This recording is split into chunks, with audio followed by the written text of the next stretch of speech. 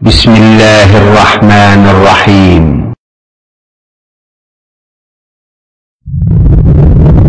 وبالتعاون للدعوة والإرشاد وتوعية الجاليات بالدمام.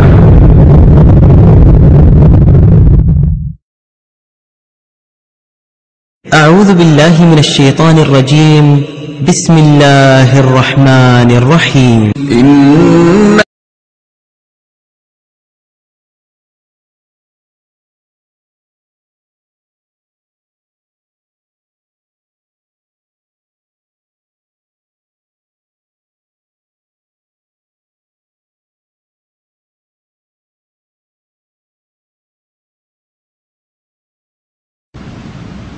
إن الحمد لله نحمده ونستعينه ونستغفره ونعوذ بالله من شرور أنفسنا ومن سيئات أعمالنا من يهده الله فلا مضل له ومن يضلله فلا هادي له وأشهد أن لا إله إلا الله وحده لا شريك له وأشهد أن محمدا عبده ورسوله صلى الله تعالى عليه وعلى آله وصحبه وسلم تسليما كثيرا يا أيها الذين آمنوا اتقوا الله حق تقاته ولا تموتن إلا وأنتم مسلمون يا أيها الناس اتقوا ربكم الذي خلقكم من نفس واحدة وخلق منها زوجها وبث منهما رجالا كثيرا ونساء واتقوا الله الذي تساءلون به والأرحام إن الله كان عليكم رقيبا يا أيها الذين آمنوا اتقوا الله وقولوا قولا سديدا يصلح لكم أعمالكم ويغفر لكم ذنوبكم ومن يطع الله ورسوله فقد فاز فوزا عظيما أما بعد فإن خير الحديث كتاب الله وخير الهدي هدي محمد صلى الله عليه وسلم وشر الأمور محدثاتها وكل محدثة بدعة وكل بدعة ضلالة وكل ضلالة في النار. أعوذ بالله من الشيطان الرجيم. وأذن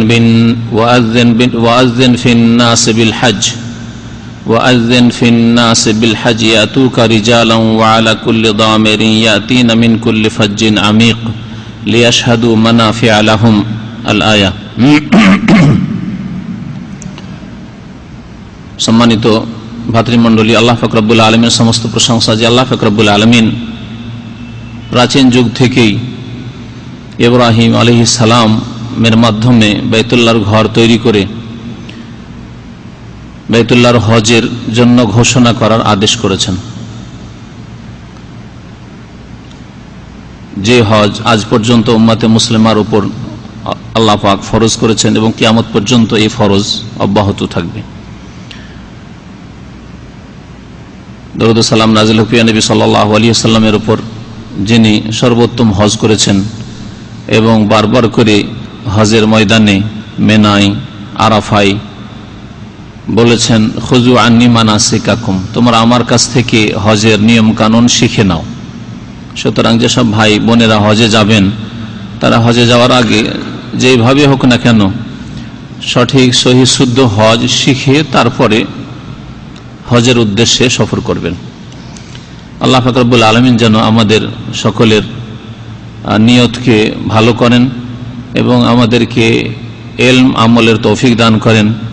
যেসব ভাইরা বোনেরা হজের উদ্দেশ্য করেছেন, আল্লাহ পাক তাদের যেন নিয়ত পুরা করেন এবং তাদের হজ যেন কবুল করেন।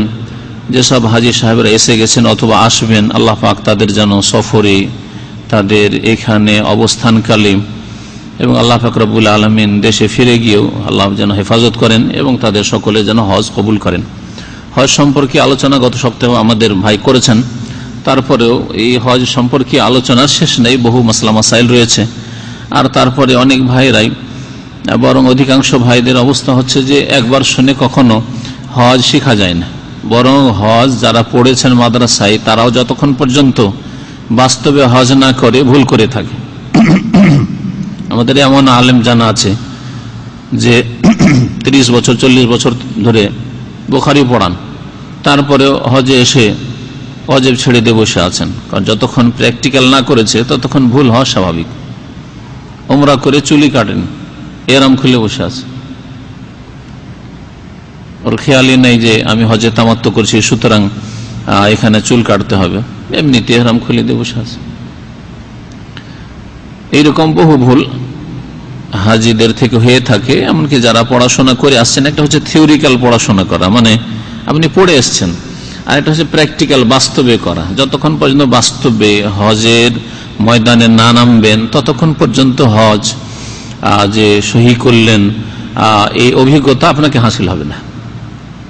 এজন্য এলম হাসিলের সাথে সাথে আমল করা, এলমের সাথে সাথে আমল করতে হবে। বারবার করে একটা জিনিসের সম্পর্কে যখন শুনবেন, জানবেন, তারপরে সেটা অনেকটা ইনশাআল্লাহ তাআলা সহি হবে এবং সেটা ভুলে যাবেন না।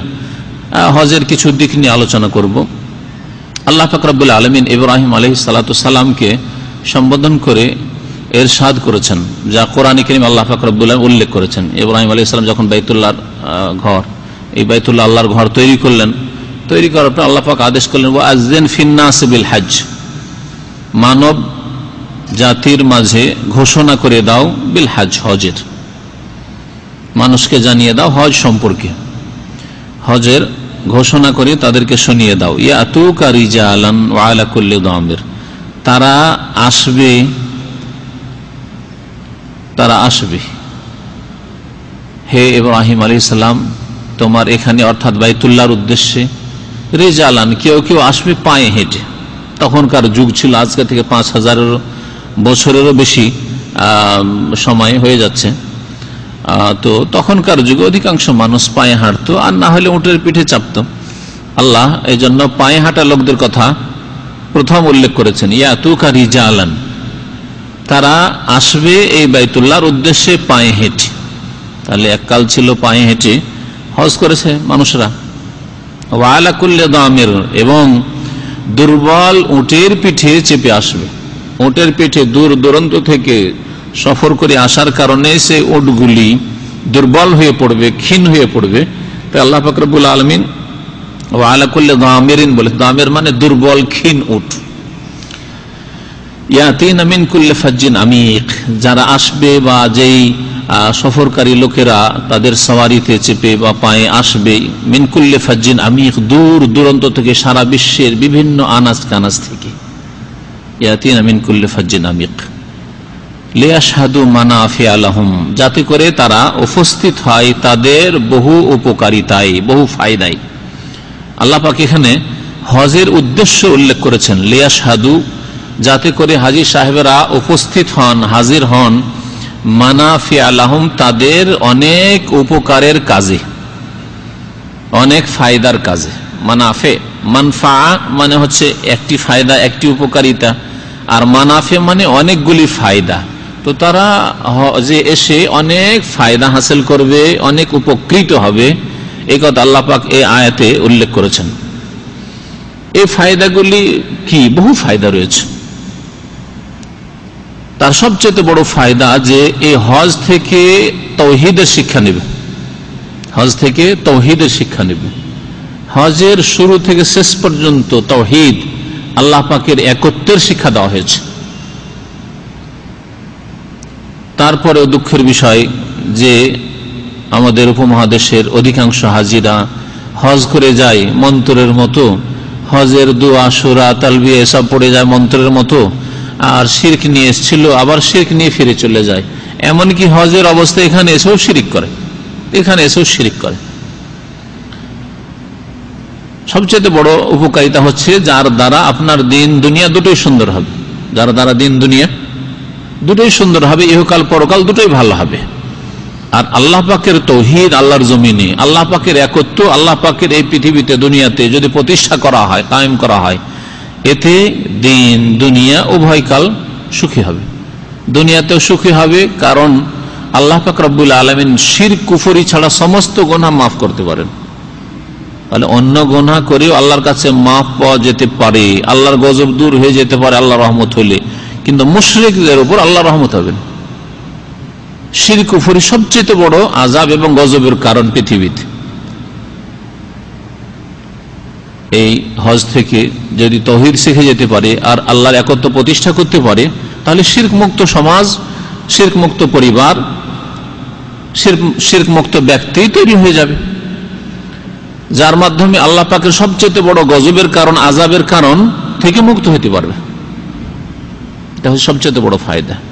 এতে দুনিয়ার ফায়দা, যখন আল্লাহ পাক রব্বুল আলামিনের তাওহীদ প্রতিষ্ঠা করবে, আল্লাহ পাকের গজব দুনিয়াতে কম হবে। অন্যান্য পাপ থাকে, আল্লাহ পাকের আযাব গজব আসবে, কিন্তু শিরকের মতো আল্লাহ পাক রব্বুল আলামিনের ক্রোধ গজব আর অন্য কোনো পাপের উপর হয় না। আখিরাতে যারা শিরক মুক্ত হয়ে মৃত্যুবরণ করতে পারবে, যাদের মত আসবে তাওহীদের উপর, আল্লাহর একত্বের উপর, শিরক কি আকীদা নিয়ে মরেনি, শিরক করে মরেনি, আল্লাহ পাক তাদেরকে অবশ্যই মাফ করবেন।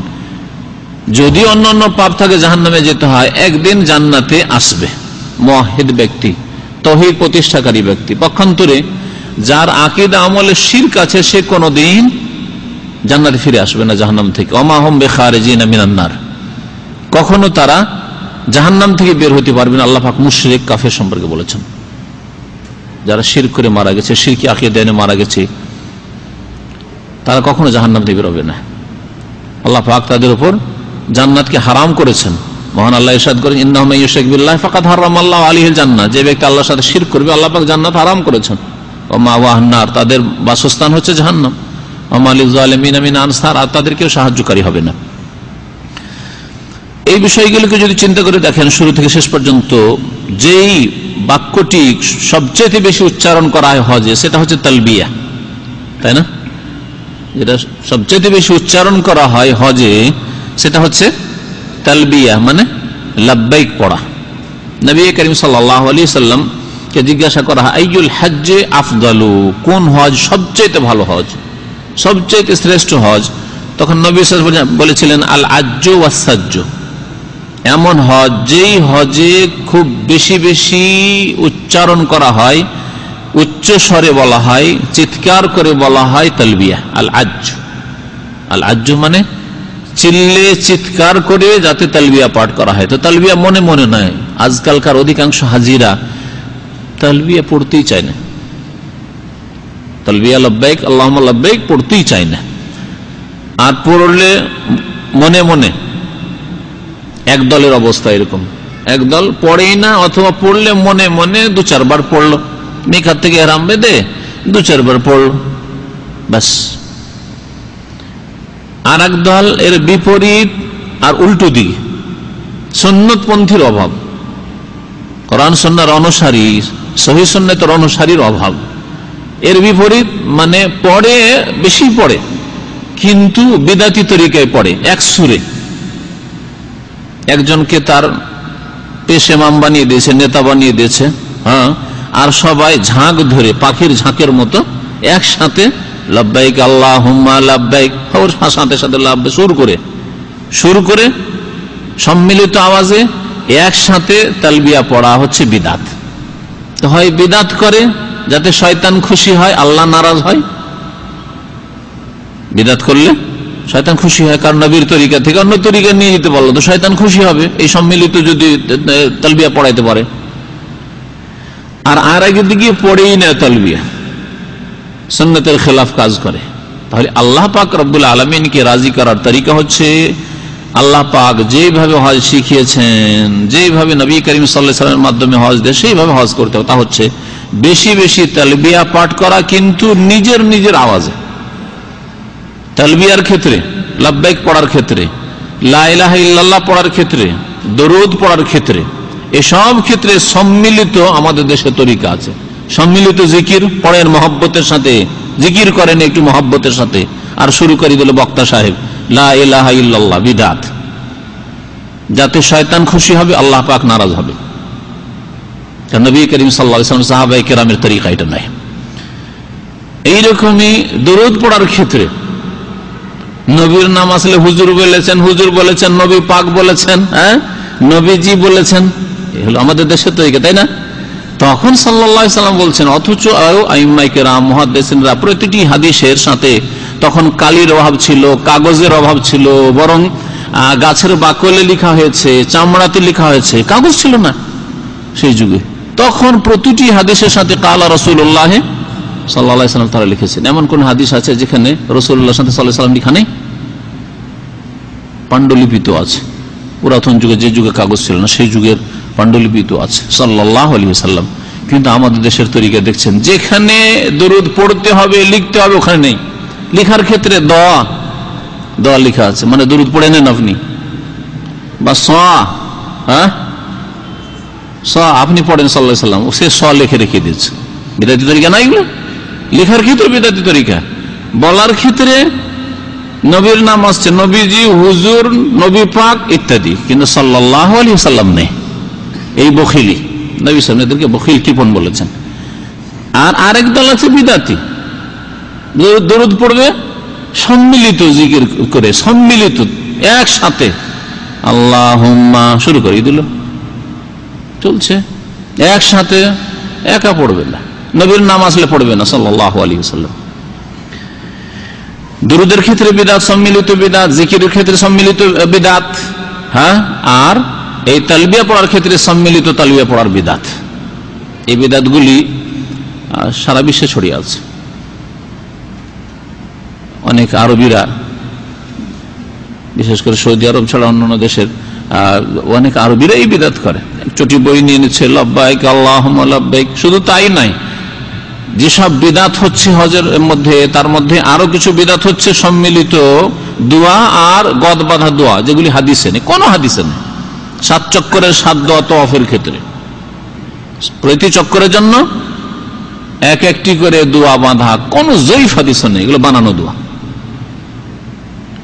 সাফা মারা সাই করতে গিয়ে প্রতি চক্করে একটি করে দোয়া, দোয়া শাওতুল আউয়াল, প্রথম চক্করের দোয়া, দ্বিতীয় চক্করের, তৃতীয়, 7 চক্করের 7 দোয়া, সবগুলি বিদাত। আর তাও আবার একজন পেশ ইমাম, আল্লাহুম্মা ইন্না হাযাল বাইতু বাইতুকা ওয়াল হারামু হারামুকা ওয়া আনা আবদুকা, বানানো সব দোয়া, বানানো দোয়া। 1 নম্বর কথা, নবী সাল্লাল্লাহু আলাইহি ওয়াসাল্লামের দোয়া না, সাহাবায়ে কেরামের দোয়া নাই। আর বিদাতি তরিকা তো পিছনে ওরা হারামু হারামুকা, আর কোনটা উচ্চারণ ভুল শুনছে, হারামর জায়গায় জারামও শুনে জারামই পড়ছে, যেমন শুনছে তেমন পড়ছে।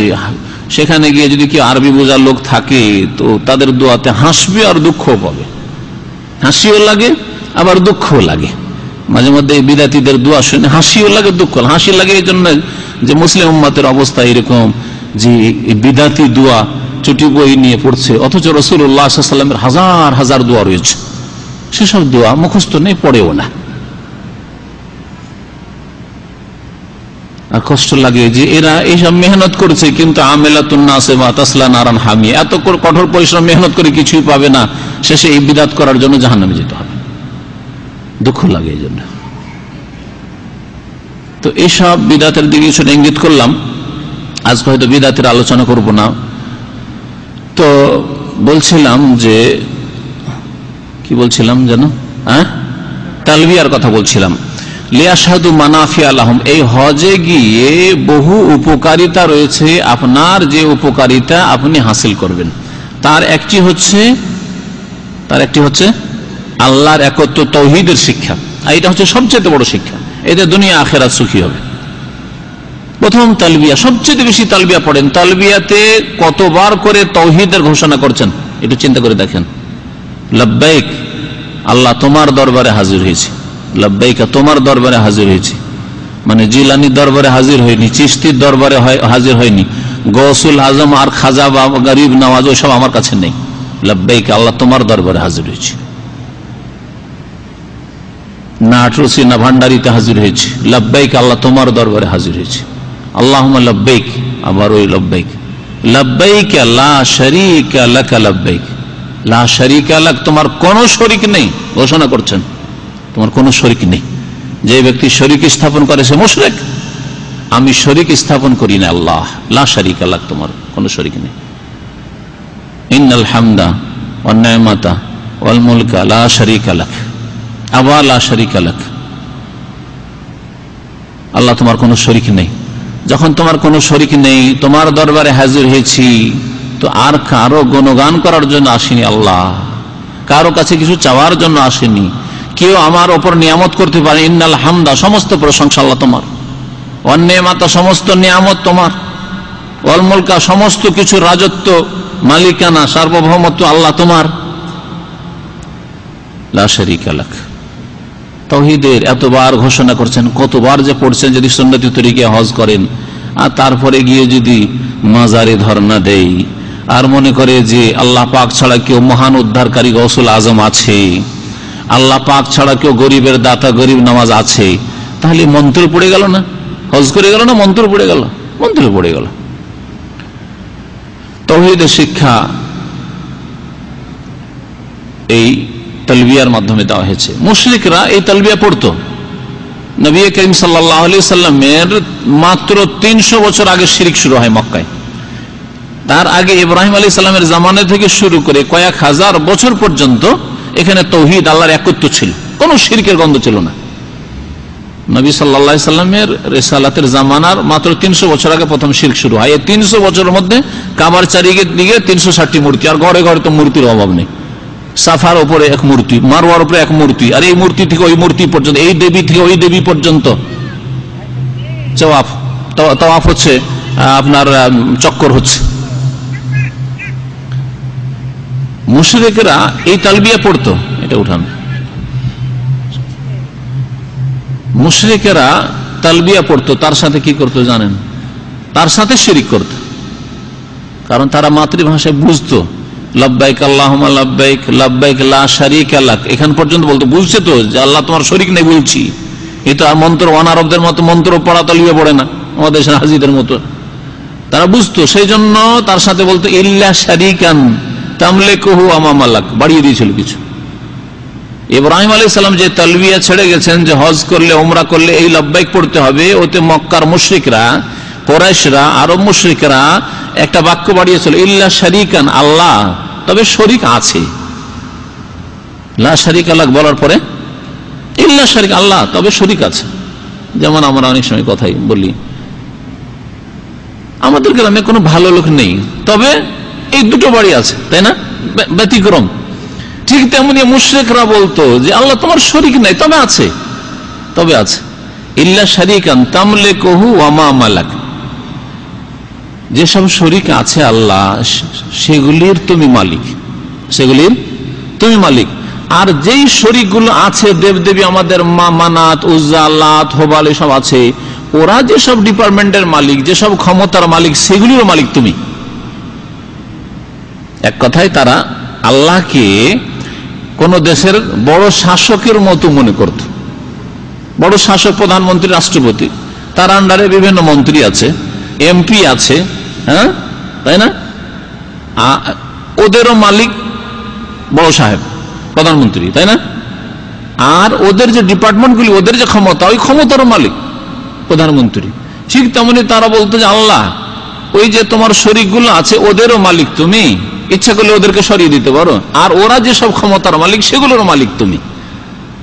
এইভাবে তারা তালবিয়াতে পর্যন্ত শিরক কুফরি ঢুকিয়ে ফেলেছিল। ইল্লা শারীকান তামলিকুহু ওয়া মালাক। ইসলাম আসার পরে, নবী করিম সাল্লাল্লাহু আলাইহি সাল্লাম আসার পরে আবার সংস্কার হইল, সংশোধন হইল। আবার ইব্রাহিম আলাইহিস সালামের জামানায় যে শুরু হয়েছে তালবিয়া, লব্বাইক আল্লাহুম্মা লব্বাইক, লব্বাইক লা শারীকা লাক লব্বাইক, ইন্নাল হামদা ওয়ান নি'মাতা লাকা ওয়াল মুলক লা শারীকা লাক। মুশরিকদের ওই শিরকি কথাকে আউট করা হইল।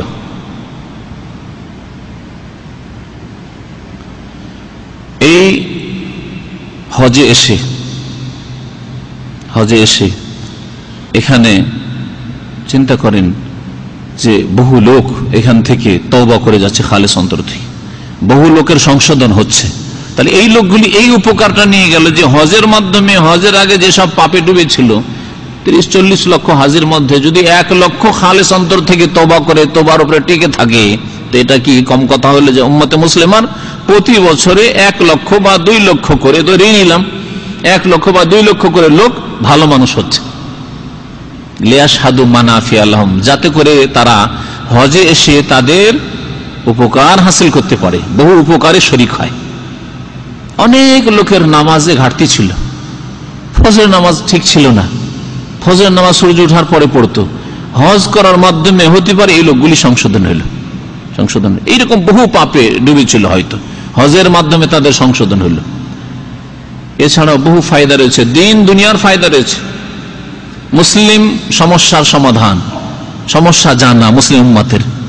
আজকে না হয় প্রচার মাধ্যমের যুগ হয়েছে, সারা দুনিয়ার খবর মিনিটে মিনিটে আপনার বাড়িতে পৌঁছে যাচ্ছে, হ্যাঁ।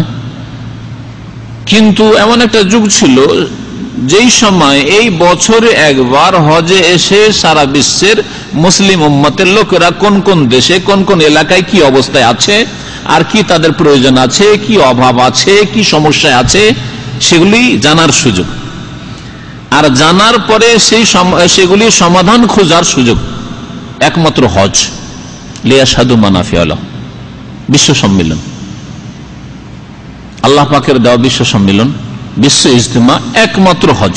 অন্য কোন ইজতিমার নাম বিশ্ব ইজতিমা ভুল, বিদাতি নাম। একমাত্র বিশ্ব ইজতিমা হচ্ছে আল্লাহ পাক যার জন্য জমা হতে বলেছে, আল হাজ্জ আরাফা। আরাফায় হচ্ছে, আরাফা অবস্থান হচ্ছে আসল হজ। আরাফাই সারা বিশ্বের যত হাজি, এমন কোন দেশ নেই যেখান থেকে হাজিরা আসে না।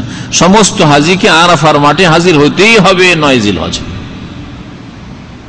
9 জিলহজ, এই জিলহজ মাসের 9 তারিখে যারা এই আরাফায় হাজির হতে পারলো, আরাফাতে এসে ভাগ্যবান হইল। আরাফাতে আল্লাহ পাক রব্বুল দোয়া কবুল করেন, আল্লাহ পাক রব্বুল আলামিন এখানে তওবা কবুল করেন, আল্লাহ পাক রব্বুল আলামিন অত্যন্ত বান্দার নিকটবর্তী হয়ে যান। যারা যেতে পারলো না হজ অভাবের কারণে, অথবা এর আগে হজ করে নিয়েছে সেই জন্য, অথবা অন্য কোনো ওজরে আসতে পারলো না, মুসলিম উম্মার যেসব লোকেরা হজে আসতে পারলো না, তাদেরকে আল্লাহ পাক রব্বুল আলামিন নেকি থেকে মাহরুম রাখেননি, তাদেরকে নেকির রাস্তা দিয়েছেন। তা কি বলতে পারেন?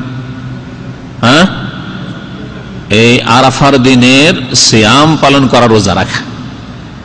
আপনি গরিব মানুষ, হজ ফরজ হয়নি, হজ আসতে পারলেন না, অথবা জীবনে একবার হজ ফরজ, হজ করে চলে গেছেন, আর আপনার পক্ষে নফলে আসা সম্ভব নয়, অথবা আসলেন না, আল্লাহ পাক আপনাকেও নেকিতে শরীক হওয়ার জন্য সুযোগ দিয়েছেন।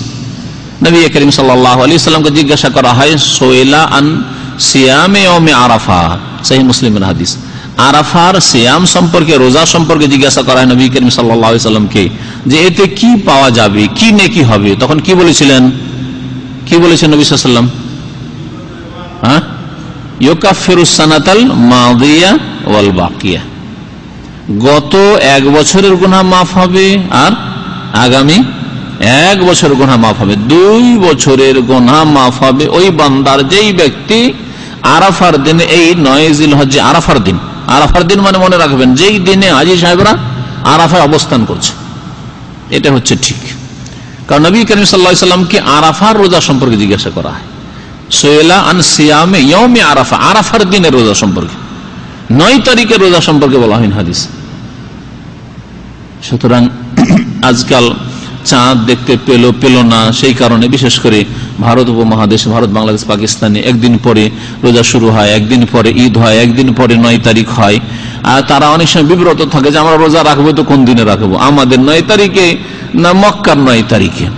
নবী সাল্লাল্লাহু আলাইহি ওয়াসাল্লাম 9 তারিখ আর 10 তারিখ বা 8 তারিখ বলেন, নবী সাল্লাল্লাহু আলাইহি ওয়াসাল্লাম বলেছেন আরাফার দিনের রোজা। এটা হচ্ছে সবচেয়ে স্পষ্ট দলিল যে আরাফার দিনে যে যেখানে আছেন আরাফার দিনে রোজা রাখবেন।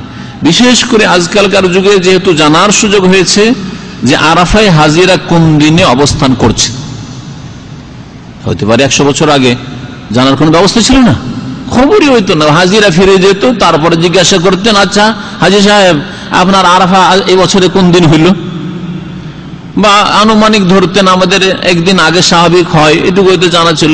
2 দিনও অনেক সময় 2 দিন কম বেশি হয়ে যায় আমাদের দেশে, হয় না? করে না লোকেরা, সে সহি করুক আর ভুলি করুক, যাই করুক।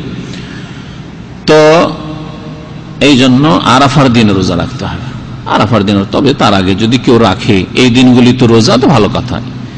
এই যে সামনে 10 দিন আসছে, প্রথম জিলহজ থেকে শুরু করে 10ই জিলহজ পর্যন্ত, এই দিনগুলির বড়ই ফজিলত রয়েছে। আল্লাহ পাক রব্বুল এই দিনগুলির শপথ করেছেন, ওয়াল ফজরি ওয়া লায়ালিন আশর। আর এই 10 দিনের সম্পর্কে নবী করিম সাল্লাল্লাহু আলাইহি ওয়াসাল্লাম বড় ফজিলতের কথা উল্লেখ করেছেন। ফজিলতের দিন বলে যদি কেউ বেশি রোজা রাখে ভালো কথা, কিন্তু যদি শুধু একটি রোজা রাখে আরাফার দিনে, তাতে ইনশাআল্লাহ তাআলা এই নেকি পাবে। আর ছোট গুনাহ এই রোজার মাধ্যমে মাফ হয়ে যাবে, সাগীরা গুনাহ এমনিতে এই রোজার মাধ্যমে মাফ হয়ে যাবে, কাবিরা গুনাহের জন্য এর সাথে তওবার শর্ত রয়েছে।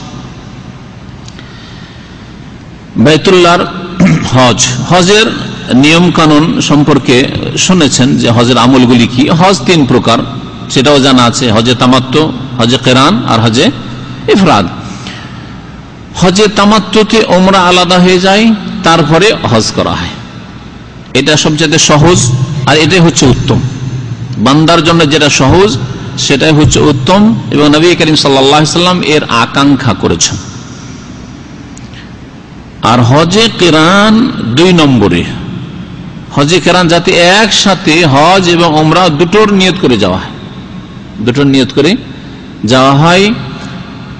আর নবী করিম সাল্লাল্লাহু আলাইহি ওয়াসাল্লাম হজে কেরান করেছিলেন এই জন্য যে তার সাথে কুরবানির পশু ছিল।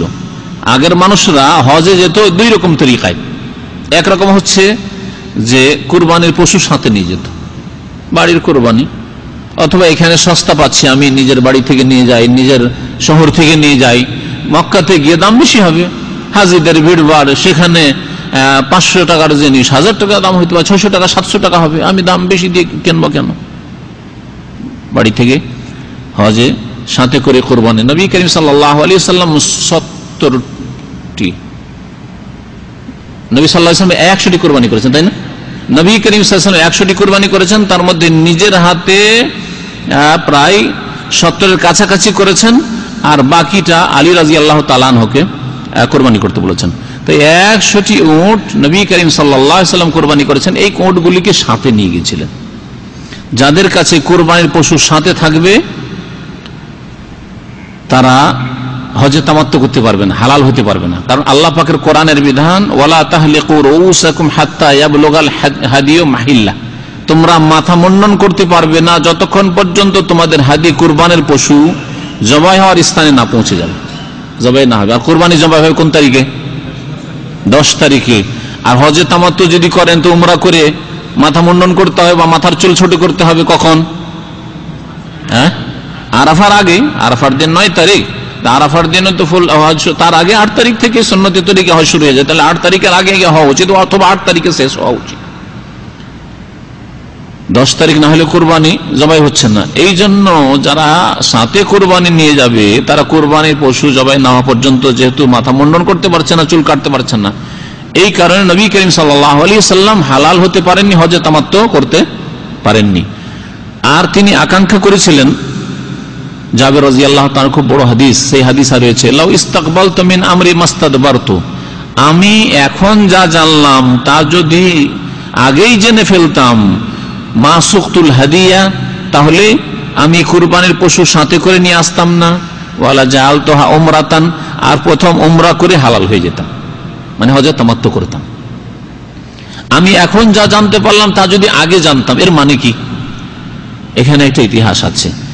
জাহিলিয়াতের যুগে হজের মাসে উমরা করাকে গুনার কাজ মনে করা হইত। জাহিলিয়াতের যুগে যেসব কুসংস্কার এসেছে তার মধ্যে একটা হচ্ছে হজের মাসে শুধু হজ করতে, হজের মাসে উমরা করা চলবে না।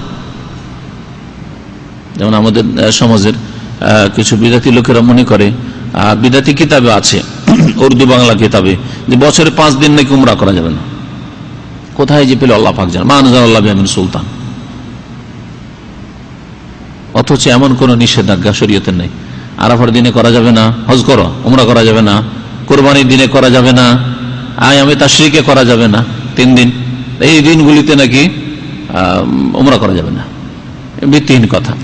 তো ওই রকমই ভিত্তিহীন তারা তাদের ধর্ম তৈরি করেছিল মক্কার মুশরিকরা, যে হজের মৌসুমে উমরা করা হচ্ছে বড় পাপের কাজ, করা যাবে না। এখন হজ করতে হবে, উমরা কেন করবে? এক যুক্তি, হজের সময় হজ করো, উমরা কেন করবে? 2 নম্বর কথা, তারা মনে করত যে হজের মৌসুমে আসবে, আসার পরে মধ্যখানে হালাল হবে, হালাল হওয়ার পরে স্ত্রী সম্ভোগ করবে, স্ত্রীর সাথে থাকলে, এটা কেন করবে? এটা পাপের কাজ, কেন এগুলো কাজ করবে? ধর্মের নামে কিছু অতিরঞ্জন বাড়াবাড়ি যে হয় তার একটি এটা হচ্ছে মানে দৃষ্টান্ত। ধর্মের নামে যেমন সাধুবাদ, সন্ন্যাসীবাদ, বৈরাগ্যবাদ, বন জঙ্গলে গিয়ে বসবাস করা, বিয়ে শাদী না করা, হ্যাঁ, এদিকে বিয়ে শাদী করবে না, আর ওইদিকে পাপ চলছে, জেনা চলছে ভিতর ভিতর লুকিয়ে লুকিয়ে। তো মক্কার মুশরিকেরা গুনহার কাজ মনে করতো হজের মৌসুমে উমরা করাকে। নবী করিম সাল্লাল্লাহু আলাইহি ওয়াসাল্লাম ওই আগের যুগের তরিকায় যে না হজের মৌসুমে উমরা হয় না, সুতরাং ওইভাবে আমি করব, শুধু হজ করব। এই জন্য সাহাবায়ে কেরামরা ইফরাদের নিয়তে এসেছিলেন।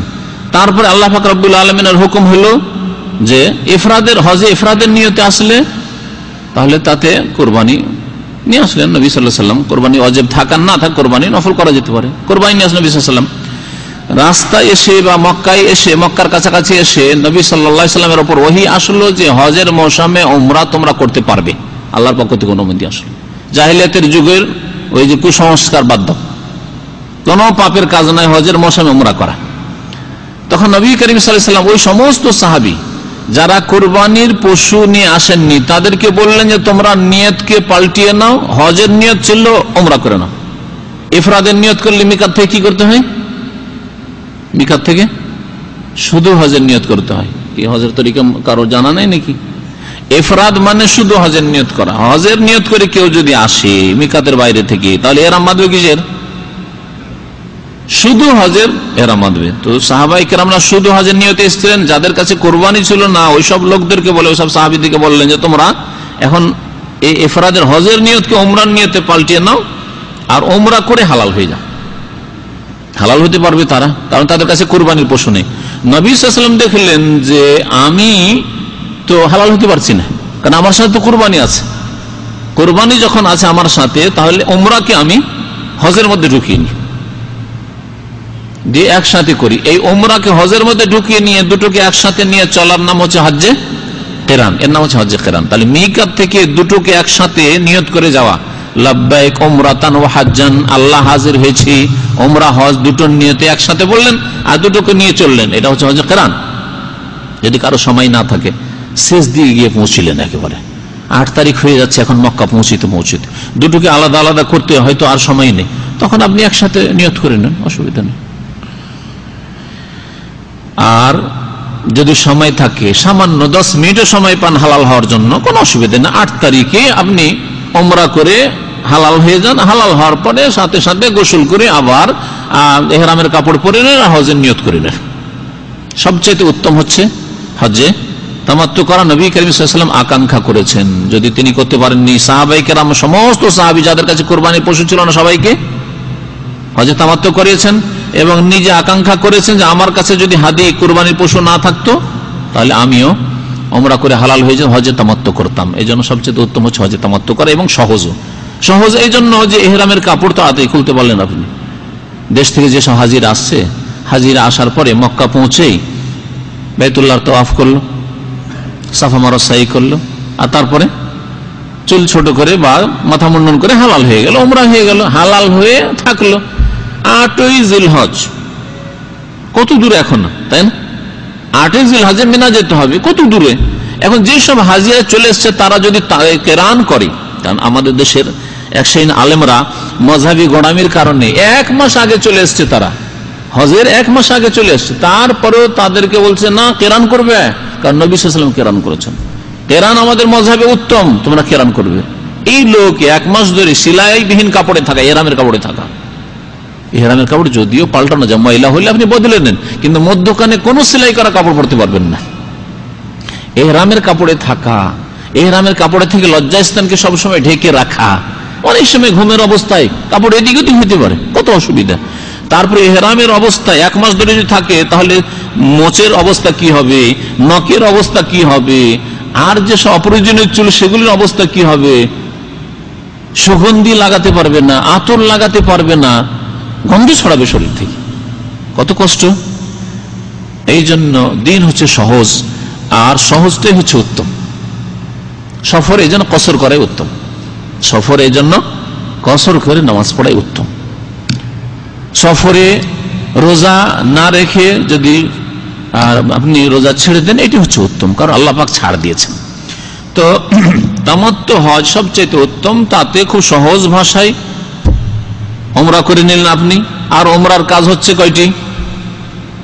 ইহরাম বাঁধা, মানে নিয়ত করে ইবাদতে প্রবেশ করা, আর 2 নম্বরে হচ্ছে বাইতুল্লাহর তাওয়াফ করা, 3 নম্বরে সাফা মারওয়া সাই করা, 4 নম্বরে হচ্ছে মাথা মুন্ডন করা অথবা মাথার চুল ছোট করা, যদি সময় বেশি না থাকে। এখানকার হাজিদেরকে বলছি 2 দিন 3 দিন মাত্র সময়, 1 দিন সময়, 7 তারিখে গিয়ে পৌঁছলেন, 8 তারিখে আবার ইহরাম বাঁধতে হবে, তাহলে 10 তারিখে আবার মাথা মুন্ডন করতে হবে, তাহলে এই ক্ষেত্রে মাথার চুল পুরো মাথা থেকে ছোট করে না মেশিন দিয়ে, এটা হচ্ছে উত্তম,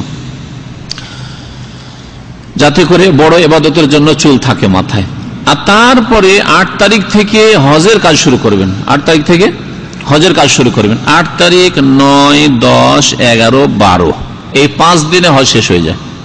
13 তারিখেও যদি থাকে তাহলে সেটা ভালো। তাহলে হজের কাজ এই 5 দিন, অথবা উত্তম হজ যদি করে 6 দিন। 8 তারিখের কাজ, 8 তারিখের কাজ যেখানে আছেন সেখান থেকে তামাত্তুকারী যারা হালাল হয়ে আছেন, তামাত্তুকারী যারা হালাল হয়ে আছেন সেখান থেকে গোসল করে ইহরাম বাঁধবেন। এখানকার লোকেরা মেনাতে গিয়ে থাকেন, মেনা থেকে ইহরাম বাঁধবেন। যদি মক্কায় থাকেন, মক্কা থেকে ইহরাম বাঁধবেন। আবার তওয়াফ করতে হবে না। অনেক লোকেরা ইহরাম বেঁধে আরেকটা তওয়াফ করতে যায়, আর তওয়াফ করতে গিয়ে কত যে ভিড় করে, অন্যদেরকে কষ্ট দেয়, নিজেকে কষ্ট দেয়। এখানে কোনো তওয়াফ নেই। হজে তামাত্তু শুরু করার জন্য 8 তারিখে কোনো তওয়াফ নেই। তওয়াফে কুদুম যেটা, সেটা হচ্ছে প্রথম মক্কায় গিয়ে যে তওয়াফ করলেন, সেটাই হচ্ছে মক্কায় পদার্পণের তওয়াফ। আর কুদুম মানে পদার্পণ করা। যদি হজে তামাত্তু করে থাকেন তো উমরাতে যে তওয়াফ করেছেন সেটা হচ্ছে তওয়াফে কুদুম। আর যদি হজে কিরান করে থাকেন, প্রথমে যে তওয়াফ করেছেন মক্কায় গিয়ে, আর সেটা হচ্ছে সুন্নত, তার জন্য তওয়াফ, সেটা হচ্ছে তওয়াফে কুদুম। হজে ইফরাদ করে থাকেন, যদি বাইতুল্লাহর তওয়াফ করেন, সেটা হচ্ছে তওয়াফে কুদুম। আর 8 তারিখে ইহরাম বাঁধবেন, ইহরাম বেঁধে আরেকটা আবার তওয়াফ করবেন। এটা বাড়তি কাজ, এটা বাড়তি কাজ। নিজেকে কষ্ট দেওয়া আর অন্যদেরকে কষ্ট দেওয়া। নফল কাজের জন্য অন্য কাউকে কষ্ট দেবেন না। এটা হজের কোনো অংশ না, না ফরজ রুকুন, না ওয়াজিব, না সুন্নত, কিছুই না। 8 তারিখের কাজ হচ্ছে ইহরাম বেঁধে মিনাতে অবস্থান করা। এই দিন জোহর থেকে শুরু করে ফজর পর্যন্ত থাকা একটি কাজ, এটাও সুন্নত। আর 5 ওয়াক্ত নামাজ আপন আপন সময়ে পড়া, এটাও সুন্নত। জোহর, আসর, মাগরিব, ইশা, ফজর 4 রাকাত বিশিষ্ট নামাজগুলি কসর করে পড়া, আর নিজ নিজ ওয়াক্তে নামাজ পড়া। এই দুটো কাজ, আর দুটো হচ্ছে সুন্নত কাজ। 9 তারিখ হয়ে গেল। 9 তারিখের কাজ, 9 তারিখ হচ্ছে ইয়াউমে আরাফা। 8 তারিখের নাম হচ্ছে ইয়াউমুত তারবিয়া, ইয়াউমুত তারবিয়া। আর 9 তারিখের নাম হচ্ছে ইয়াউমে আরাফা। আরাফার দিন আরাফায় চলে যাওয়া, সূর্য ওঠার পরে যাওয়া সুন্নত। কিন্তু হামলাগুলি যদি ভিড় থেকে বাঁচার জন্য রাত্রে নিয়ে চলে যায়, কোনো অসুবিধা নেই, জায়েজ আছে। সময়ের আগে পৌঁছে গেলে কোনো অসুবিধা নেই। আপনার হজে কোনো রকমের ঘাটতি হবে না। কারণ অনেকে এই ক্ষেত্রে দ্বিধাদ্বন্দ্বে ভুগে পেরেশান থাকে যে আমাদেরকে রাত 1টার সময় নিয়ে চলে এসছে, 2টোর সময় নিয়ে চলে এসছে। কোনো পেরেশানি নাই ইনশাআল্লাহ তাআলা। তবে যদি আপনি পায়ে হেঁটে যান, অথবা আপনার গাড়ি যদি সকালবেলা যায়, নবী সাল্লাল্লাহু আলাইহি ওয়াসাল্লাম সূর্য ওঠার পরে বেরিয়েছেন। আর আরাফাতে অবস্থানের সময় হচ্ছে জোহর থেকে, জোহরের আগে যে কোনো সময় গেলে কিন্তু হয়। আজকালকার জামানায় জোহরের সময় কি 10টার দিয়ে গেলে ঢুকতে পারবেন না। আপনি কোন দিকে যাবেন কোনো দিশে পাবেন না, দিশে হারা হয়ে যাবেন। আপনার তাঁবু খুঁজে পাবেন না, কোনখানে আমার হামলা আছে, কোনখানে তাঁবু আছে। সেজন্য সকাল সকাল চলে যাওয়া ভালো। আরাফার দিন আরাফায় অবস্থান করবেন। জোহর, আসর 1 আজান আর 2 একামতে পড়বেন, কসর করে এবং জমা করে। সূর্য ডুবা পর্যন্ত অবস্থান করবেন। জোহর, আসর পড়ে নিলেন ধরেন বেলা 1টার মধ্যে। আর তারপরে দীর্ঘ সময়, কাছাকাছি 5 ঘন্টা, এই সময় বিশেষ করে দোয়া, আল্লাহ পাকের জিকির, আজকার, এতে মশগুল থাকবেন। কিন্তু এক ইবাদত সব সময় মানুষ করতে পারেন না। এই জন্য ইবাদতকে আপনি বিভিন্ন ইবাদতে ভাগ করতে পারেন। কিছুক্ষণ কোরআন তেলাওয়াত করলেন, কিছুক্ষণ আপনি দোয়া করলেন, কিছুক্ষণ জিকির, আজকার, তাসবিহ করলেন সুন্নতি তরিকায়, কিছুক্ষণ আপনি ভালো কথা শুনলেন বা শোনালেন, কিছুক্ষণ আপনি হয়তো গল্প করলেন, কিন্তু দুনিয়ার গল্প না, দিনের কথা, দিনের আলোচনা করলেন। এইভাবে নিজের সময়গুলিকে ভাগ করে, বিশেষ করে সূর্য ডুবার আগেখানে খুব বেশি বেশি দোয়া করবেন, দোয়াতে মেহনত করবেন। নবী করিম সাল্লাল্লাহু আলাইহি ওয়াসাল্লাম দোয়াতে মেহনত করতে বলেছেন। আজকালকার অধিকাংশ মানুষ দোয়াতে মেহনত করতে যান না। 10 মিনিট 15 মিনিট দোয়া করে, আর তারপরে ভাবে যে অনেক কাজ করে ফেলেছে, আর তারপরে ঘুম দেয়, লম্বা টানে ঘুম। আরাফা ঘুমাবার জায়গা নয়, এটা শোয়ার জায়গা আর ঘুমের জায়গা নয়, এখানে মেহনত পরিশ্রমের জায়গা। নবী সাল্লাল্লাহু আলাইহি ওয়াসাল্লাম ফাজতাহিদু ফি দুআ, সেজদায় যদি দোয়ায় মেহনত করতে, পরিশ্রম করতে বলেন, তো আরাফার মাঠে সেজদা তো দিনে কতবার করে পাচ্ছেন আপনি? হ্যাঁ, প্রত্যেক ওয়াক্তের নামাজে অনেকগুলি সেজদা পাচ্ছেন। সেই সেজদাতে নবী সাল্লাল্লাহু আলাইহি ওয়াসাল্লাম দোয়ায় মেহনত করতে বলেছেন। তাহলে আরাফায় যেটা জীবনে একবারই হয়তো পেয়েছে, আর হয়তো নসিবে হবে না, তা বছরে একবার আসে। প্রতি বছরও যদি যান তাও বছরে একবার আসে। তাহলে কত মেহনত করা উচিত। এখানে একটু দোয়ায় আল্লাহর রাস্তায় মেহনত করবেন, আর বিদাতি কাজ করবেন না। অনেকে আরাফায় গিয়ে ওই জাবালে রাহমা খোঁজ করে, জাবালে রাহমাতে যাওয়ার চেষ্টা করে, নিজেকেও কষ্ট দেয়, অপরকেও কষ্ট দেয়। আর যদি মনে করে যে ওখানে গেলে কোনো সওয়াব হবে, ফজিলত হবে, বা ওর উপরে চললে বেশি সওয়াব হবে, আমার হজ ভালো হবে, তাহলে বিদাতি কাজ করলো, এইসব বিদাতি কাজ আর নিজের ক্ষতি করা, অন্যকে কষ্ট দেওয়া, এইসব কাজ থেকে বেঁচে থাকা হচ্ছে মুসলিমের কাজ। সূর্য যখন ডুবে যাবে তখন সেখান থেকে চলে আসবেন। কোথায় আসবেন? 10 তারিখের রাত শুরু হলে, এটা হচ্ছে মুজদালিফার রাত। মুজদালিফায় রাত কাটাবেন, ফজর পর্যন্ত থাকবেন। এখানে এসে মাগরিব এশা জমা করবেন, এর নাম হচ্ছে জামা তাখির। আরাফাতে যে জামা ছিল এটা হচ্ছে জামা তাকদিম, জোহরের সময় আসর পড়ে নেওয়া। এখানে মনে রাখবেন, আমাদের দেশের হাজিরা আসে, বাংলাদেশ ভারতের হাজিরা, যারা মযহাবপন্থী হাজিরা আসে, এরা বলে যে যারা এখানে আগে থেকে আসে, না না না, এখানে এই করবে না, কসর করবে না, মুকিম হয়ে গেছে, এটা করবে না। স্থানীয় লোক যারা মক্কার লোক, তারা কসর করবেন। নবী করিম সাল্লাল্লাহু আলাইহি ওয়াসাল্লাম সবাইকে নিয়ে কসর করেছেন। জমা করতে নিষেধ করে আর কসর করতে নিষেধ করে। এই বিদাতি ধারণাগুলি আমাদের দেশের বিদাতি মোল্লা সাহেবদের আছে। নবী করিম সাল্লাল্লাহু আলাইহি ওয়াসাল্লাম মক্কার হাজি, মদিনার হাজি, আশেপাশের হাজি, সমস্ত হাজিকে নিয়ে এখানে জমা করেছেন আর কসর করেছেন। আরাফাতে জোহর আসর জমা করেছেন আর কসর করেছেন, আর মুজদালিফায় মাগরিব 3 রাকাত পড়ে এশা কসর করেছেন, এশা কসর করেছেন। এটা হচ্ছে জামা তাখির, মানে বিলম্ব করে এশার টাইমে মাগরিব পড়া, এর নাম জামা তাখির, বিলম্ব করে জমা করা। একটি কথা এখানে শুনে রাখবেন, অনেক হাজিরা মুজদালিফায় পৌঁছিতে হয়তো বাসে আসে, রাত 12টা, 1টা, 2টো হয়ে গেল, তারপরে মাগরিব এশা পড়ে না। ও ভেবে থাকে যে মাগরিব এশা আমাকে মুজদালিফায় গিয়ে পড়তে হবে। এটা ঠিক নয়, বরং গুনাহগার হবে নামাজের ওয়াক্ত চলে যাওয়ার জন্য। মুজদালিফায় এসে মাগরিব এশা পড়া, এটা হচ্ছে সুন্নাত, এটা হচ্ছে সুন্নাত। আর ওয়াক্তে নামাজ পড়া, এটা হচ্ছে ফরজ। সুতরাং দুটোকে যদি জমা করতে পারেন, যে এশার ওয়াক্ত এখনো আছে আর মুজদালিফা পৌঁছে গেলাম, তাহলে ভালো কথা, মুজদালিফা এসে আপনি নামাজ পড়েন মাগরিব এশা। আর যদি দেখা যায় যে না, অর্ধেক রাত হলে এশার রক্ত শেষ হয়ে যায়, অর্ধেক রাত হলে এশার রক্ত শেষ হয়ে যায়। নবী সাল্লাল্লাহু আলাইহি ওয়াসাল্লাম বলছেন ওয়াক্তুল এশা ইলা নিসফিল লাইল, এশার রক্ত হচ্ছে অর্ধেক রাত পর্যন্ত। সুতরাং অর্ধেক রাত আপনি ভাগ করে দেখেন। আজকাল মক্কাতে যদি সূর্য ডুবে কটার দিকে হইতে পারে? 5:30, হ্যাঁ 5:30 ধরে নেন, 5:30 থেকে নিয়ে 5:30 থেকে ফজর 5টায়, 5:30 থেকে 5টা, তাহলে কত ঘন্টা হইল? 11.5 ঘন্টা। 11 ঘন্টা ধরলাম, অর্ধেক হয় কত? হ্যাঁ 5.5 ঘন্টা। 5.5 ঘন্টা ধরেন, 5:30 থেকে কত হবে? হ্যাঁ রাত 11টা হতে বা তার আগে অর্ধেক রাত শেষ হয়ে যায়। এই হিসাবটা এই জন্য করে দিচ্ছি যে রাত 11টার মধ্যে যদি মুজদালিফা পৌঁছতে পারেন তাহলে জমা করেন মুজদালিফা এসে। আর যদি দেখা যায় এখনো রাস্তাতে মুজদালিফার বর্ডারে ঢুকতেই পারেনি আর রাত 11টা হতে যাচ্ছে, তাহলে রাস্তায় যে অবস্থায় আছেন বাস থেকে নামতে পারেন, নেমে আশেপাশে কোথাও, অথবা বাসে যে অবস্থায় আছেন ওয়াক্তে নামাজ পড়া ফরজ। আল্লাহ পাক ইরশাদ করেন, ইন্নাস সালাতা কানাত আলাল মুমিনিনা কিতাবাম মাওকুতা। আল্লাহ পাক রব্বুল আলামিন নামাজকে ফরজ করেছেন ওয়াক্তে, সময়ের বাইরে নামাজ আল্লাহ পাক কবুল করবেন না। এই জন্য সূর্য ওঠার পরে যেসব লোকেরা ফজর নামাজ পড়েন আল্লাহ পাক কবুল করবেন না। ইচ্ছা করে, অনিচ্ছাকৃত সেটা আলাদা কথা, কিন্তু ইচ্ছা করে অভ্যাস বানিয়ে নিয়েছে যে সূর্য ওঠার পরে ফজর নামাজ, আল্লাহ কবুল করবেন না। 10 তারিখ সকালে, 10 তারিখ অধিকাংশ হজের কাজগুলি 10 তারিখ। 10 তারিখে প্রথম কাজ হচ্ছে বড় জামানায় পাথর মারা।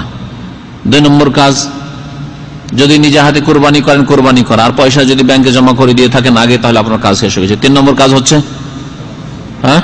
মাথা মুন্ডন করা। তারপরে প্রাথমিক হালাল হয়ে গেলেন, আপনি ইহরামের কাপড় খুলে দেন, নিষিদ্ধ সব কাজ আপনার জন্য জায়েজ, সুগন্ধি, সেলাইকৃত কাপড় ইত্যাদি, স্ত্রী ছাড়া শুধু। আর তারপরে মক্কা চলে আসেন, বাইতুল্লাহর তওয়াফ করেন, তওয়াফে ইফাজা, এরই নাম তওয়াফে জিয়ারা, এটা হচ্ছে হজের রুকন তওয়াফ। আর 5 নম্বর কাজ হচ্ছে সাফা মারওয়া সাই করা। এই 5টি কাজ, কুরবানি সহ 5টি কাজ হচ্ছে এই 10 তারিখের কাজ, এমন নাহরের কাজ। আর তারপরে সন্ধ্যা হতে হতে আপনি ফিরে চলে যান মেনায়। 11 তারিখের রাত, 12 তারিখের রাত, এই 2 রাত মেনায় যাপন করা। 11 তারিখে 2টি কাজ, 12 তারিখে 2টি কাজ। একটি কাজ হচ্ছে এই রাতগুলি মিনাতে কাটানো, রাতের অধিকাংশ সময় মিনাতে অবস্থান করা। 2 নম্বর ওয়াজিব কাজ হচ্ছে 3টি জামরাতে পাথর মারা, প্রথমটিতে, দ্বিতীয়টিতে, তারপরে বড়টিতে। প্রথম এবং দ্বিতীয়টিতে পাথর মেরে কি করবেন? দোয়া করবেন। আর তৃতীয়টিতে নবী করিম সাল্লাল্লাহু আলাইহি সাল্লাম দোয়া করেননি। 12 তারিখ পর্যন্ত হজ শেষ হয়ে গেল। কেউ যদি 13 তারিখে থাকতে চায় তাহলে থাকবে, আর ওইভাবে 3 জামরাকে পাথর মারবে। আল্লাহ পাক ইরশাদ করেছেন, ফামান তাআজ্জালা ফি ইয়াওমাইনি ফালা ইসমা আলাইহি ওয়া মান তাআখারা ফালা ইসমা আলাইহি লিমান ইত্তাকা। যে ব্যক্তি তাড়াহুড়া করছে, তাড়াতাড়ি চলে যেতে চায়, যে কোনো কারণে হোক, তারও কোনো গুনাহ নেই। 2 দিন ফি ইয়াওমাইনি, 2 দিনে মানে 11-12 তারিখে হজ সেরে চলে যেতে চায়, অসুবিধা নেই। ওয়া মান তাআখারা, কেউ যদি বিলম্ব করে, ওয়া মান তাআখারা, কেউ যদি দেরি করে, ফালা ইসমা আলাইহি, তাতে কোনো গুনাহ নেই, লিমান ইত্তাকা। তবে এটি হচ্ছে যে ব্যক্তি আল্লাহকে ভয় করে তার কাজ। সুতরাং উত্তম হজ হচ্ছে 13 তারিখ পর্যন্ত থাকা, যদি তা সম্ভব হয়। শেষখানে বিদায় তওয়াফ করি আপনার হজ শেষ হয়ে গেল। আল্লামা ইবনুল কাইয়িম রাহমাতুল্লাহ একটি কথা দিয়ে শেষ করছি। ইবনুল কাইয়িম রাহমাতুল্লাহ বলেছেন, হজে কয়েকটি জায়গায় নবী করিম সাল্লাল্লাহু আলাইহি ওয়াসাল্লাম দোয়া করেছেন। এই দোয়াগুলির কথা খেয়াল রাখবেন। দেখি কোন কোন জায়গায় নবী সাল্লাল্লাহু আলাইহি ওয়াসাল্লাম দোয়া করেছেন। 1 নম্বর আরাফায়, জি হ্যাঁ, আরাফার দোয়া করেছেন। তারপরে মুজদালিফায় দোয়া করেছেন নবী সাল্লাল্লাহু আলাইহি ওয়াসাল্লাম ফজর নামাজ পড়ার পরে ফরসা হওয়া পর্যন্ত, জি। তারপরে জামারায় উলা, জামারায় উস্তা, এই 2 জায়গায় দোয়া করেছেন, হ্যাঁ। আর সাফার উপর, মারওয়ার উপর দোয়া করেছেন। এই 6টি জায়গার কথা আল্লামা ইবনুল কাইয়িম রাহমাতুল্লাহ বলেছেন, ফি সিত্তাতি মাওয়াতিন, 6টি জায়গায় নবী করিম সাল্লাল্লাহু আলাইহি ওয়াসাল্লাম খুব বেশি বেশি দোয়া করেছেন। এই জায়গাগুলি দোয়া কবুল হওয়ার জায়গা, সুতরাং এই জায়গাগুলিতে দোয়া করবেন। আল্লাহ পাক যেন আমাদেরকে তৌফিক দান করেন। ওয়া সাল্লাল্লাহু আলা নবিয়িনা মুহাম্মদ ওয়া আলা আলিহি ওয়া সাহবিহি আজমাইন।